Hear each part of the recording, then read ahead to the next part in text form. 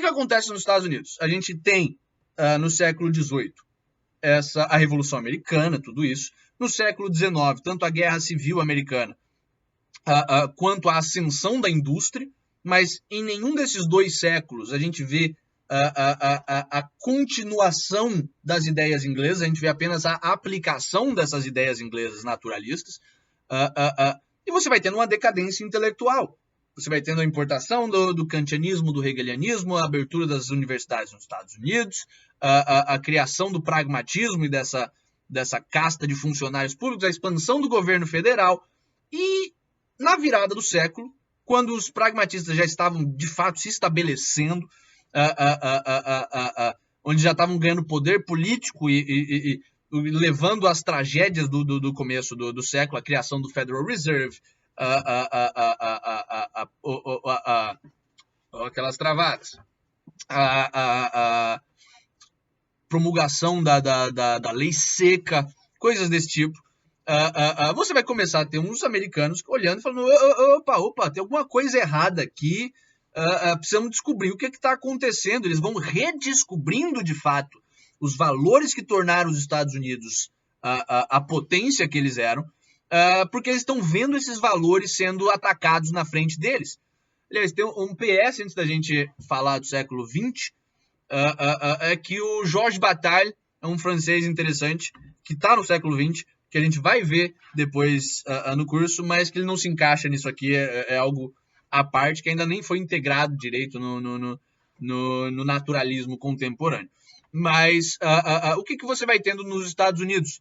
Uma reação de jornalistas e escritores cada vez mais afeitos à ideia de liberdade, mas não da forma dogmática ou quase dogmática, mas como uma extensão da religião dos Founding Fathers.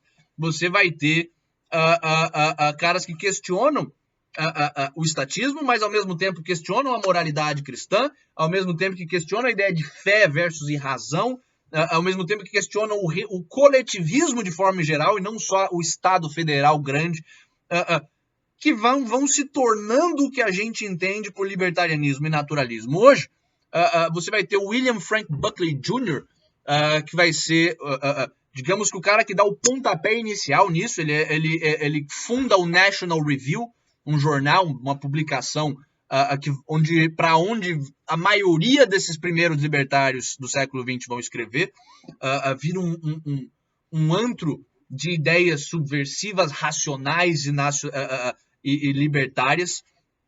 Você vai ter pessoas como Charles Spradling, por exemplo, um historiador que vai escrever o Liberty and the Great Libertarians. O termo já começa a ser usado por esses caras, o Spooner. O Spradling vai fazer um livro como um historiador sobre as ideias de liberdade e os grandes libertários, já transformando aquilo, percebendo a necessidade de transformar essas ideias soltas em um conjunto de ideias sistemático e organizar politicamente, se organizar politicamente em torno dessas ideias. Você vai ter nessa época o Jay Nock, por exemplo, que vai ser o primeiro cara a se definir como um libertário, o primeiro cara que vai falar, eu sou um libertário, essa é a minha posição política. Ele vai ser o escritor do Nosso Inimigo, o Estado, Our Enemy, the State. Já começa a retomar essa tradição de panfletos anti-Estado da Inglaterra. Você vai ter o meu preferido desses primeiros caras, que vai ser o Henry Louis Mencken, o H.L. Mencken, que vai ser um Nietzscheano radical, inclusive vai influenciar bastante a Rand no Nietzscheanismo dela. Como assim um Nietzscheano radical? Ele era um cara que criticava, ele era um cara extremamente satírico, um jornalista que criticava extremamente o Estado, criticava extremamente o coletivismo, mas também criticava extremamente a fé e o cristianismo, que naquela época ainda era um problema maior até, ou indissociável. Hoje em dia do progressivismo, hoje em dia você já dissocia o progressivismo mais ateu da esquerda o conservadorismo tosco religioso da direita. E você tem também a esquerda mais interessante nos Estados Unidos, que hoje em dia está calada, e a direita mais interessante nos Estados Unidos, que hoje em dia é o que resta ali de interessante. Mas naquela época, o pior dos dois lados ainda era meio que indissociável. O progressivismo e o evangelho social ainda estavam no mesmo, explicitamente unidos, sabe? A defesa, por exemplo, da proibição da bebida tinha caráter religioso, as pessoas estavam se afastando de uma vida digna por causa do demônio da bebida.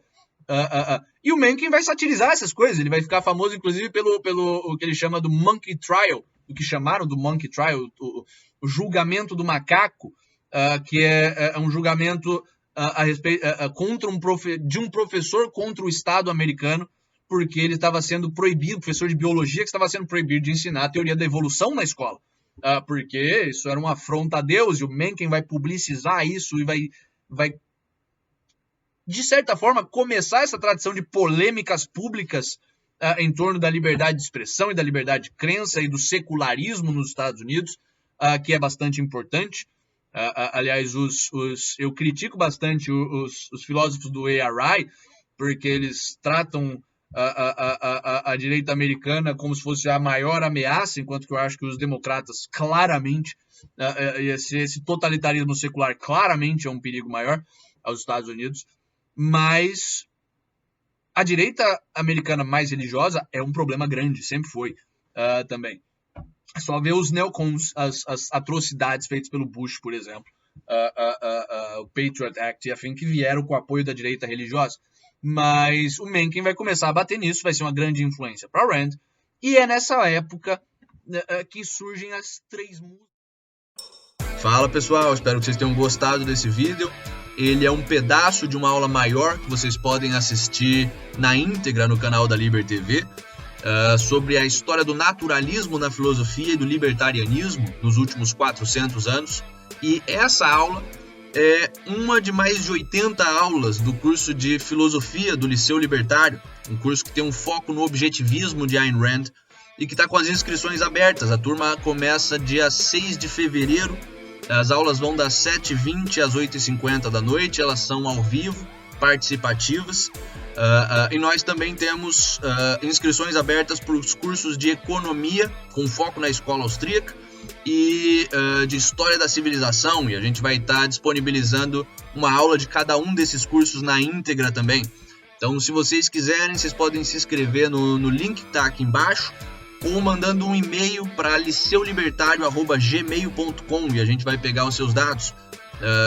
Espero que vocês tenham interesse e a gente se vê no curso.